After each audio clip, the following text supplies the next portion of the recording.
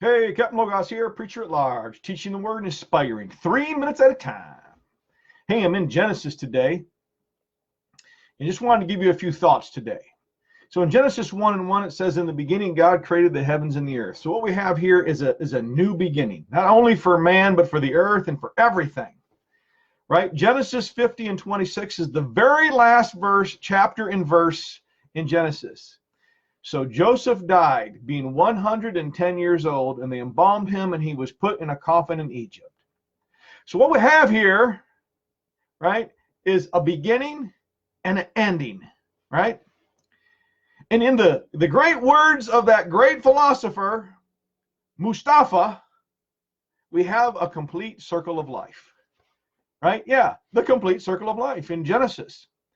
We have the creation, we have of the world, and then of man and everything on it, the world. We have man sinning and then getting redemption, forgiven, but suffering the consequences. They didn't get to stay in the garden, right? Just because you're forgiven doesn't mean you're not going to suffer the consequences of your sin. That's a freebie today. Man getting married and having kids, man making a living, right?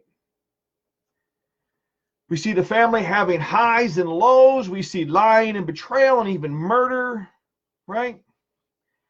So there's this just complete circle of life in Genesis, from the very first verse to the very last verse. But what I want to remind you today is to live life, because we have a full life in Genesis, very highs and very lows, right? So today, I don't know what you're going through. I don't know whether you're high, low, or somewhere in the middle. Just live life, right? That's what I want to remind you today. Just live life. There's going to be highs and there's going to be lows. There's going to be ups and there's going to be downs.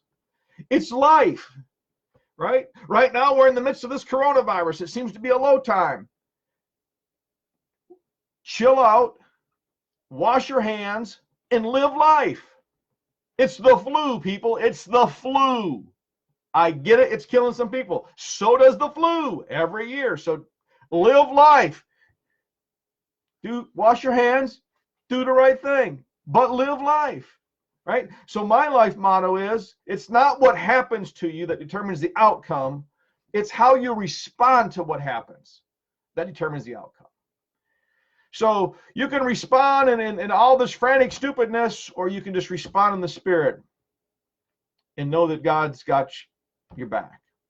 And that goes with anything. My son's life motto is, don't let life make you. You make life. Don't let life make you. Make life. Don't let life make you. Right? Don't just be an innocent bystander to your life. Get out there and make something happen through the Spirit of God. Take control of your life and live your life. Right? Just like in Genesis. And yes, highs and lows and in-betweens. But we just got to live life. And if we live life by the Spirit of God, He will lead us, guide us, and direct us.